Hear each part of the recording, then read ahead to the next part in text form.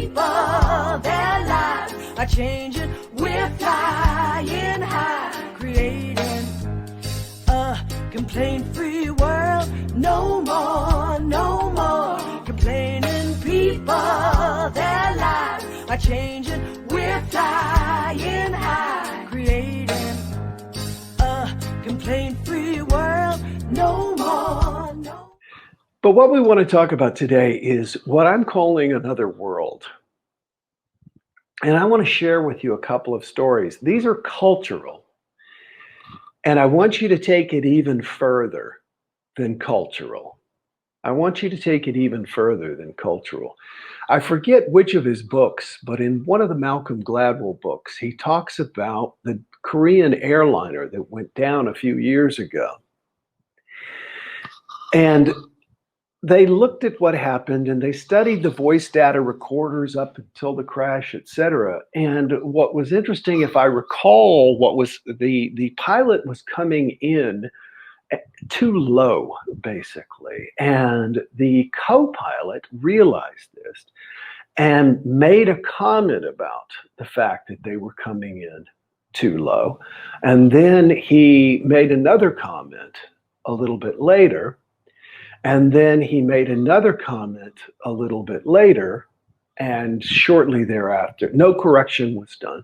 And shortly thereafter, the plane hit the ground and everyone was killed. Now, Gladwell's contention in this and his observation, which I thought was really, really interesting, was cultural. And he goes on to, by the way, if you've never read anything by Malcolm Gladwell, pick up anything, you'll love it.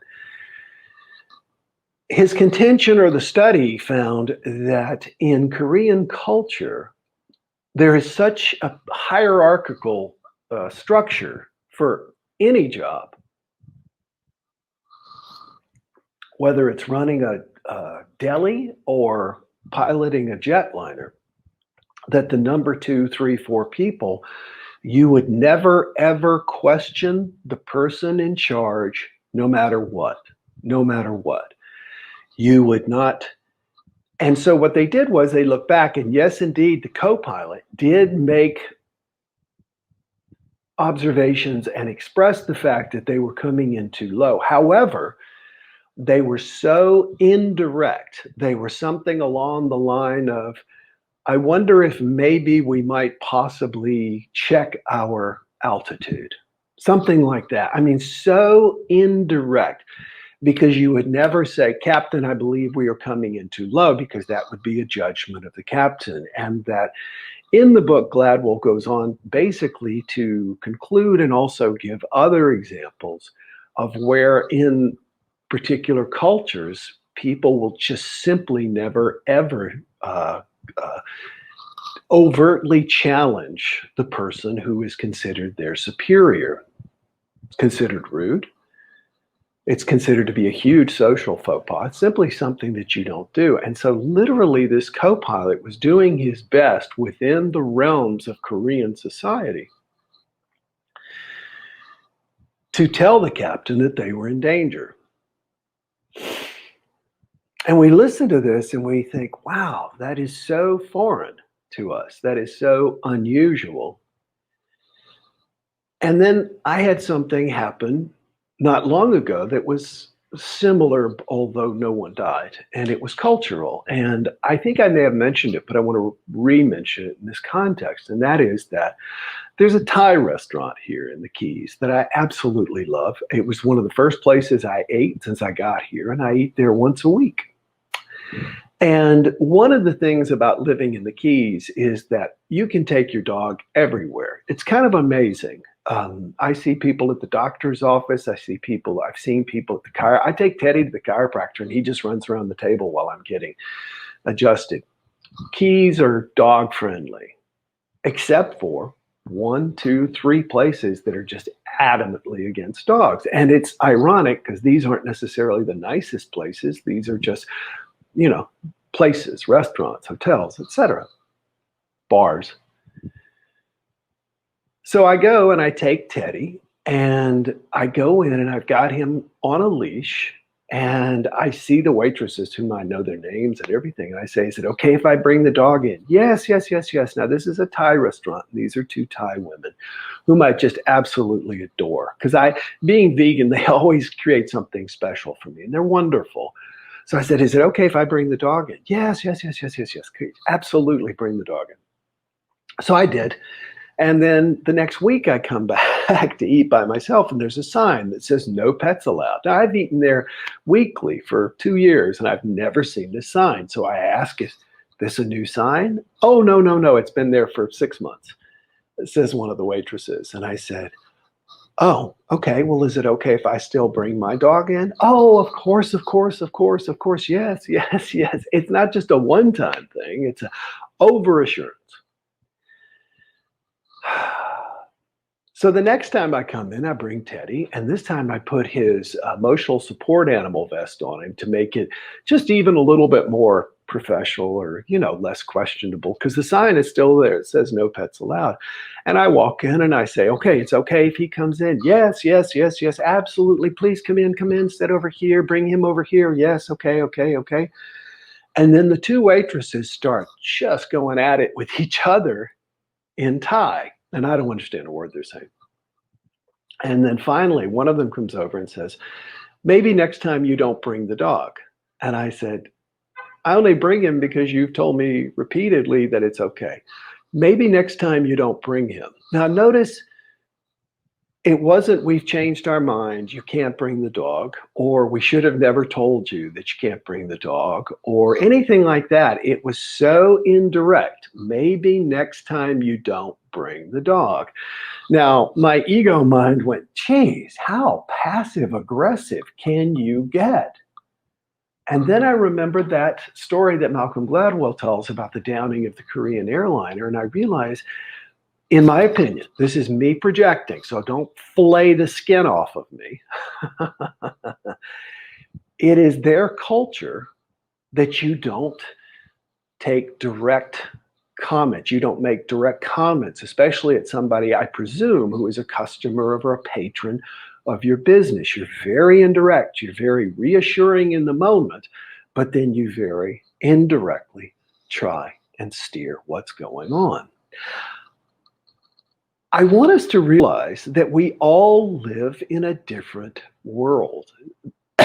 Excuse me, these wonderful women who serve me such cool customized food once a week literally live in a different world where it would be just not the thing to make a statement like that. And there are people who don't necessarily have to have a different culture than we do that are going to act differently than we are. In other words, someone could have the exact same culture, but we all live in a very different world.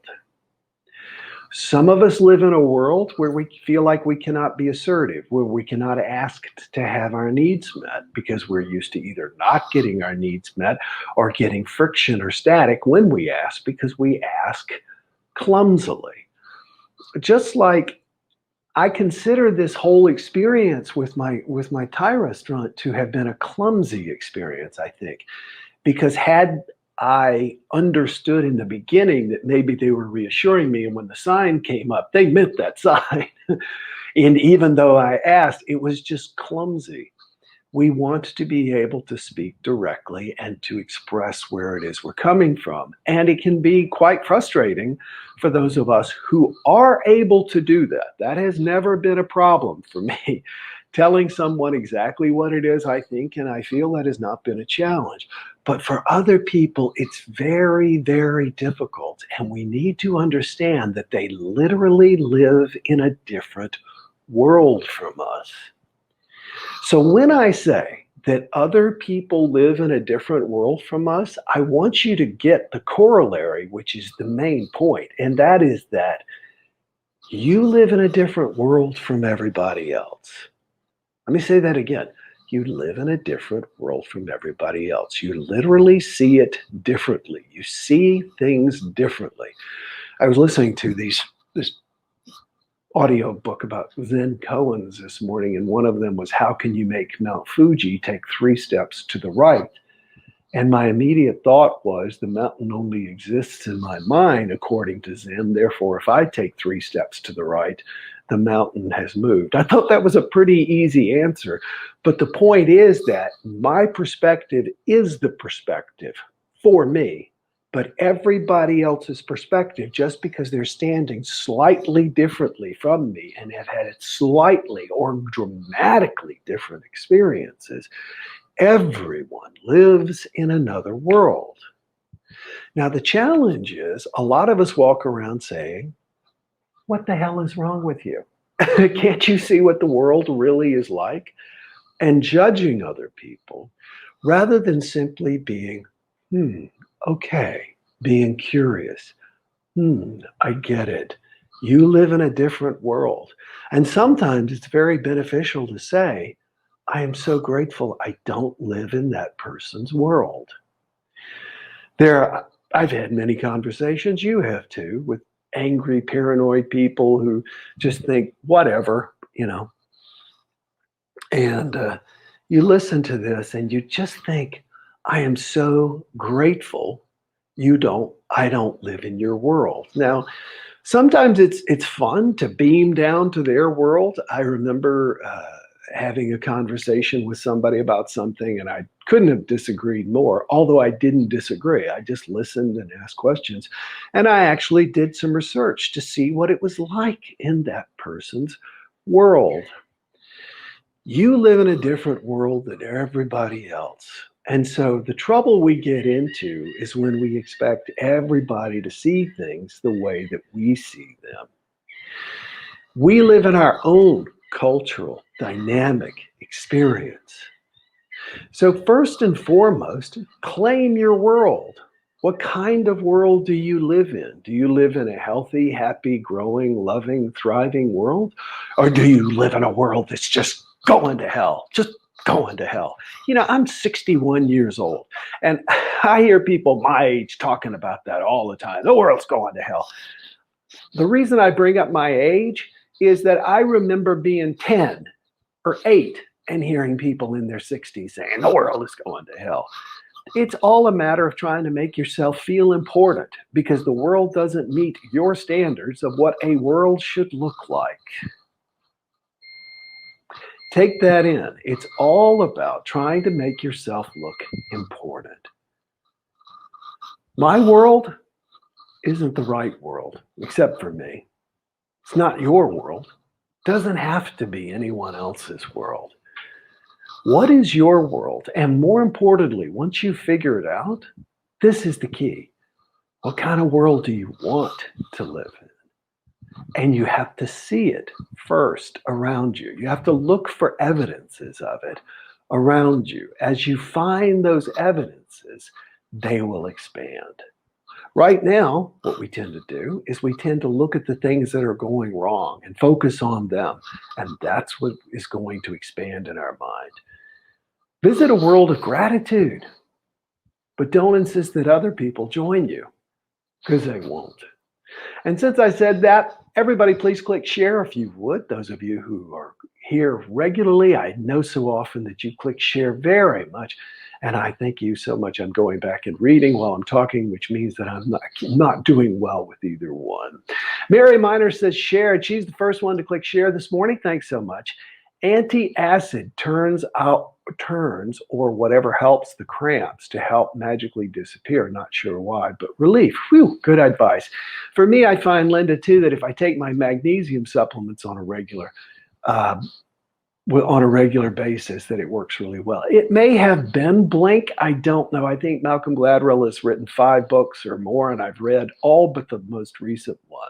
Nemo says yes. Lisa says, or Michelle says, very true. Michelle, I do this. I say how I feel, and I realize it was taken wrong, begin backpedaling and just make it worse. There you go. As a Southerner, I was brought up to sugarcoat everything. Sometimes it can be detrimental. Mima, amen.